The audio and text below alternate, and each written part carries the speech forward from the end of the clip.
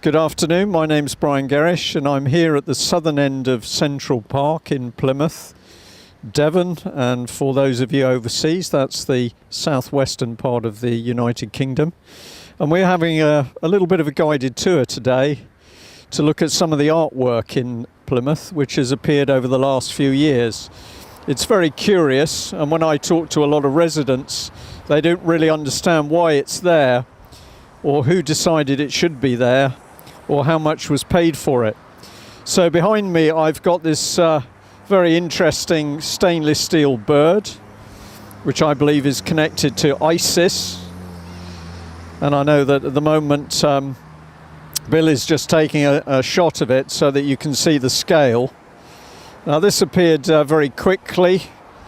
Nobody I know understands the significance of this piece of artwork. And Plymouth's not alone in being one of a number of cities around UK that's now introducing very strange and sometimes very depressing so-called works of art. So enjoy this one and we'll shortly take you on to another location in the city. You guys know what the New World Order is? Yeah, Osama bin Laden. No, I don't. You don't. I don't know what you're on about. Okay, when you go onto Google, put the New World Order in and see what you get on the websites. Is it one of them Maple Silks, please? It'll affect your life.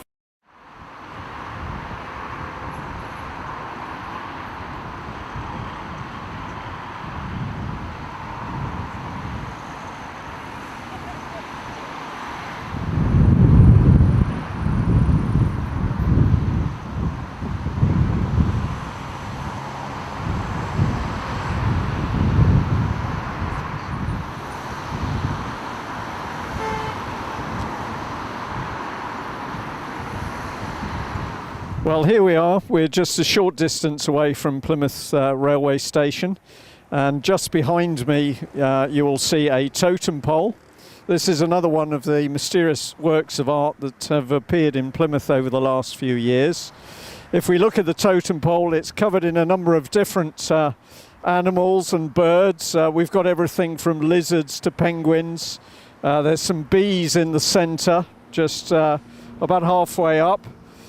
We've got a creature which looks like an iguana. We've got what looks very much like a rose. Some people have suggested a Masonic rose. And at the very top we've got a number of birds. For me as a resident of Plymouth, this is a very interesting piece of artwork because it suddenly appeared. I've no idea of its direct relevance to Plymouth. I have no idea of its meaning, and I have no idea of who actually caused it to be placed here. I think many people in Plymouth at the moment who are worried by how much they're spending on council tax would like to know how much was spent on this so-called piece of art. But as you'll see as we continue our journey around Plymouth, this is just one of a number of works of art which have appeared. What is their purpose? What is their meaning? Okay. Right, behind me, you'll see on the totem pole about halfway up that there are bees, and we wonder what the significance of those bees are. Perhaps the viewers who'll be watching these short video clips who'll be able to tell us more, but we're very interested in the significance of the carvings on this totem pole. So bees are certainly something which feature in much of the hidden esoteric art around the world. Is there something special and significant about them on this totem pole in Plymouth, England?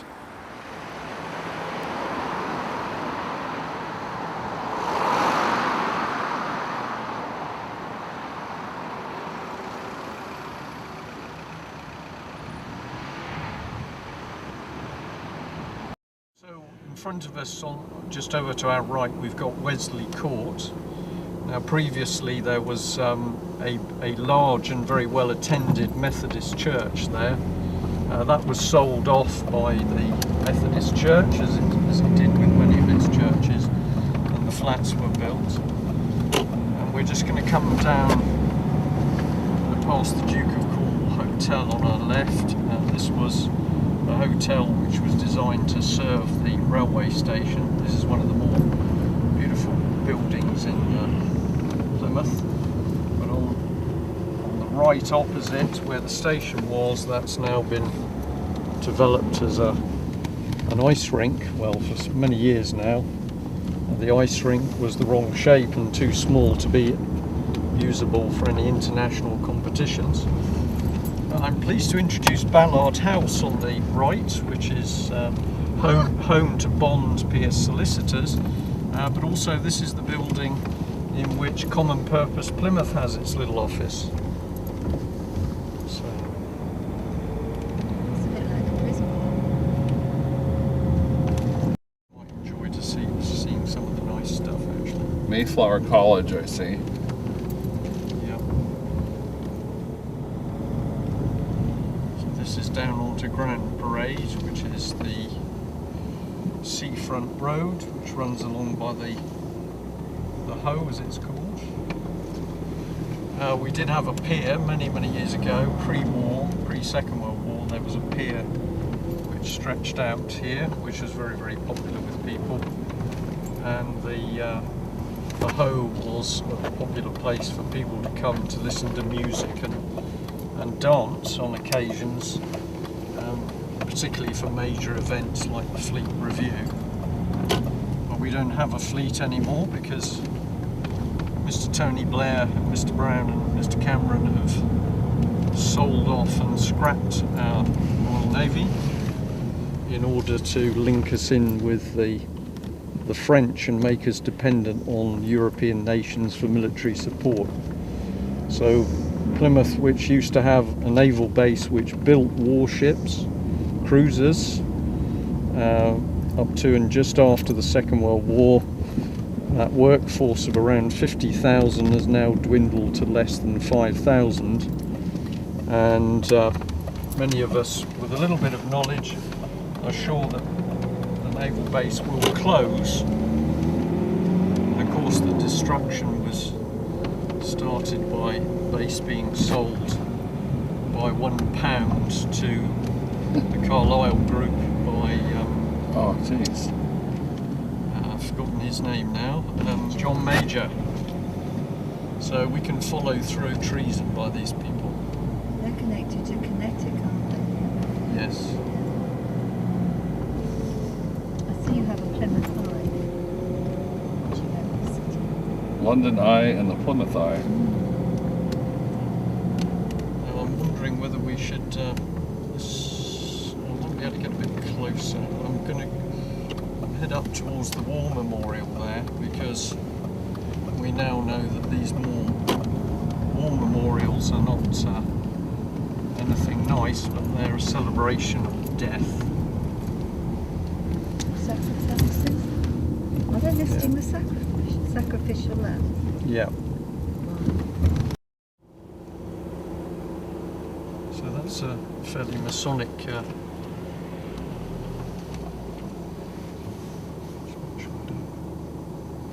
It's a fascia. This statue.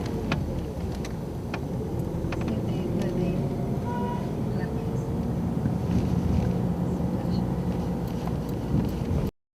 Who paid for this Ferris wheel anyway? Well, I don't know. I presume it's profit making, but it now comes to Plymouth every year together with European markets, while we no longer promote our own farming products. So I'm just going to bring you up round towards the Citadel, which is one of the homes to the Royal Marines in Plymouth. It's a very fine piece of architecture. We'll come back and have a look at the gate in a minute. But I wanted to show a very nice obelisk. Oh, We can get out. Yeah, sure.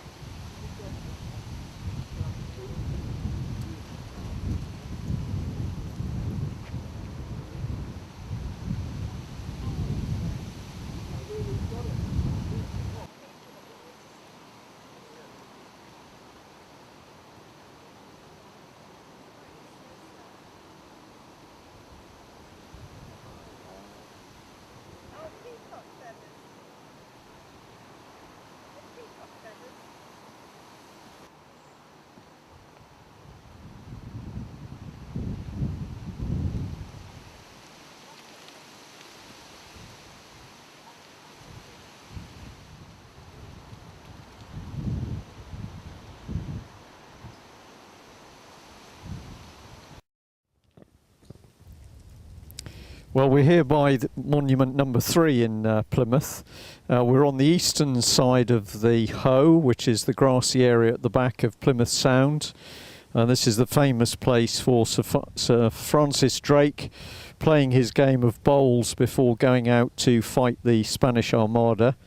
Interestingly enough, there is a memorial to him on the Hoe, which we might be able to have a look at. And reference to the Armada has been removed. So Plymouth, in adopting its political correctness, which is more correctly known as cultural Marxism, has removed some of our key local history in the name of political correctness. But I'm standing by an obelisk memorial, which is to the many soldiers who died in the Boer War, and we're particularly interested in this memorial because of its overt Masonic overtones. We've got an obelisk which is very clear with markings reminiscent of Egyptology, and behind me we've got the grandson of Victoria, Queen Victoria, who died in 1900, and we see him surrounded by angels, and the caption on the face of this stone is "Towards Another World." As an ex-military man myself, I have tremendous respect for those who've been killed and wounded fighting for their country. But this afternoon we're just having a look at some of the monuments that have been put up, and it's very interesting that when you begin to look at some of these monuments and you start to think, you wonder whether it is really in honour of the dead, or in fact somebody is celebrating the fact people have died in this way. So we're going to let the viewers decide what we're showing them, but as we move around Plymouth, it's quite clear that we have a number of rather unusual, and in some cases very sad and perhaps a little depressing memorials. Well, we've moved round to the other side of this monument because as we were having a look at it, we've noticed that the name Moseley comes up, and if the camera can take a little bit of a closer look, we can see it says this obelisk is erected by Alfred Moseley to the memory of Christian Victor, Prince of Schleswig-Holstein, and to the officers and non-commissioned officers and men of the Gloucestershire, Somersetshire and Devonshire regiments who fell during the Boer War. What we were interested in is the possible connection with the Moseley family of the fascist movement in Britain in the late 1930s, just pre-Second World War. And not many people realise that Moseley was intimately connected with Plymouth and in his day had quite strong support for the movement. So it's interesting when we look into Plymouth's political history, we've had both fascists present in the city, and if we move perhaps towards Michael Foot, we start to move towards very strong left-wing communist socialist agenda. So Plymouth has a very, very dark in some ways and checkered political history, and it's still reflected today because inside the Civic Centre we have present the Tory party, the Tory councillors in power. Of course they do nothing but bow and scrape to the whim of David Cameron, our Tory Prime Minister.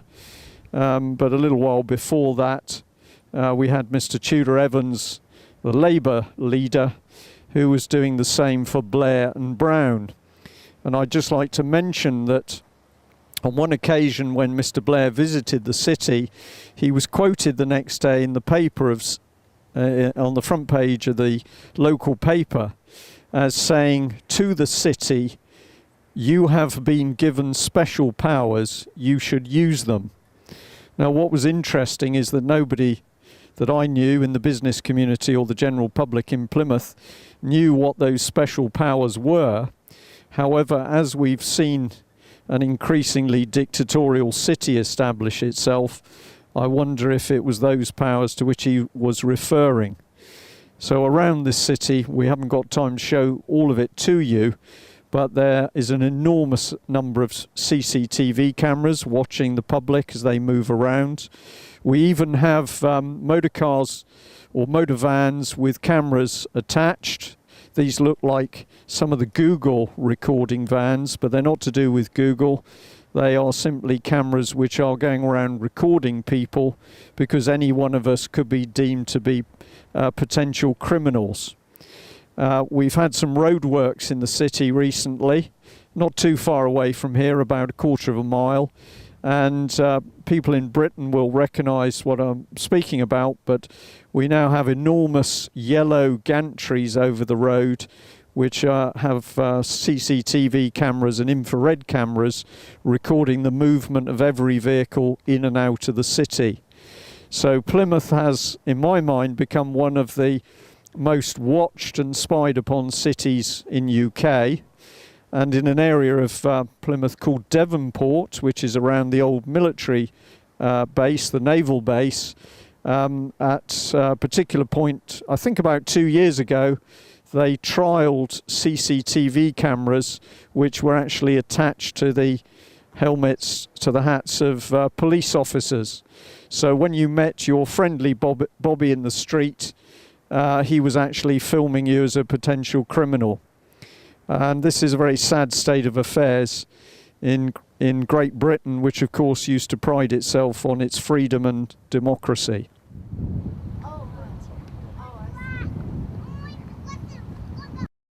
Right, so we're taking a look here at the War Memorial in Plymouth, and this is to those who fell in the 1914 to 1918 war and the Second World War, 1939 to 1945. I know that there's another war memorial of the same design in Chatham. It's a major war memorial, principally naval deaths. And what we're interested today is the actual look of the war memorial itself and some of the symbology on it. As we move towards the top of the column, we can see just under the globe, which I think would originally have been a copper, so probably a golden globe. Underneath we're looking at gargoyle type figures which have wings, and it's difficult to see from ground level here, but as we get closer to them we ask just what the significance of these figures is on a memorial to those who've fallen fighting for their country.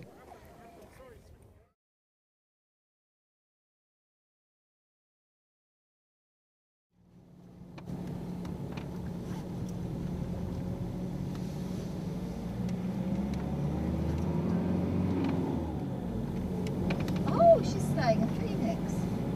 Is she? Or is it?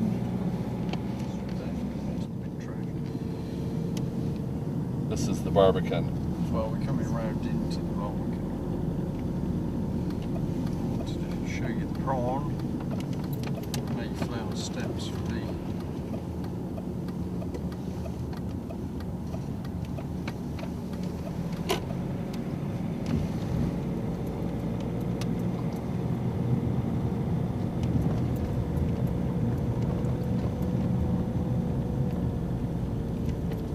haven't seen it yet.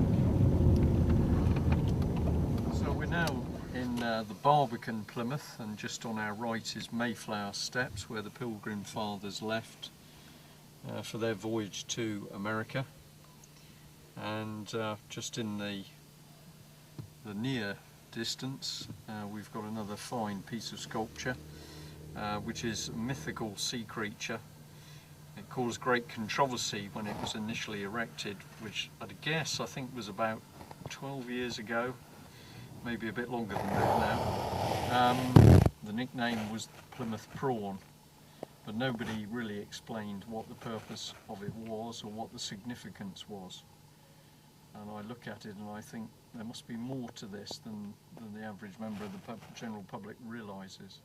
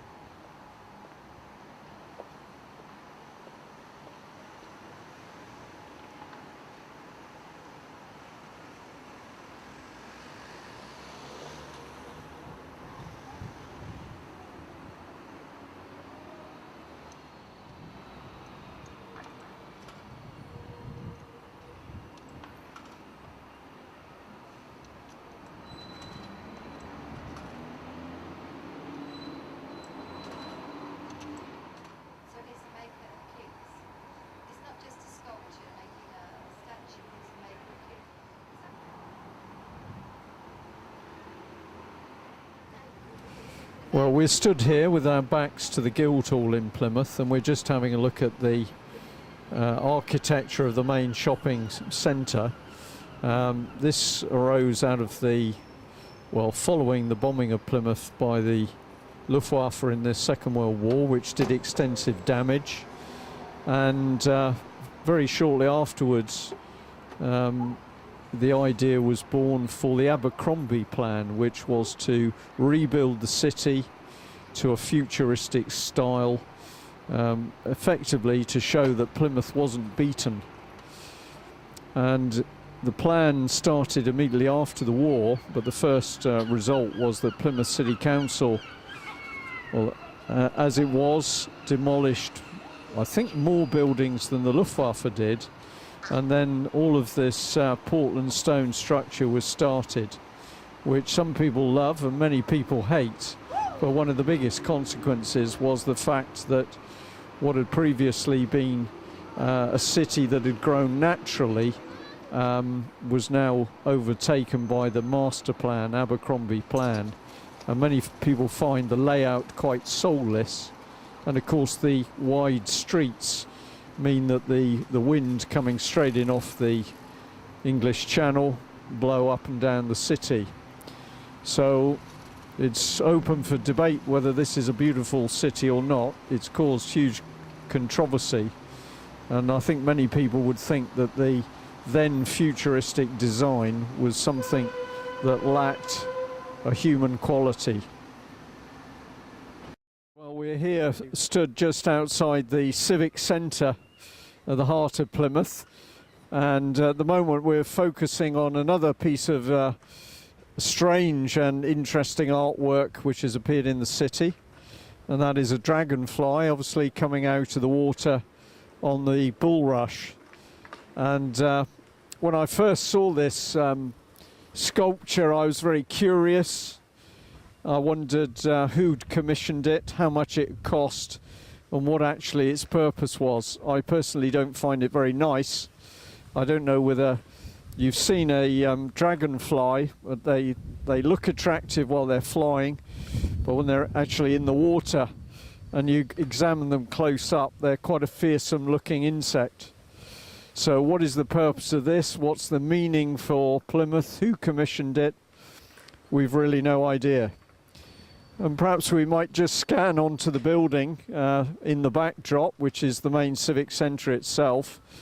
And many people would find this one of the most depressing buildings in Plymouth. It looks tired, the windows are dirty and stained, and yet this amazing building has been has got a listed has now been given a listed status. So that plans to pull it down and replace it with something better have now been put on hold.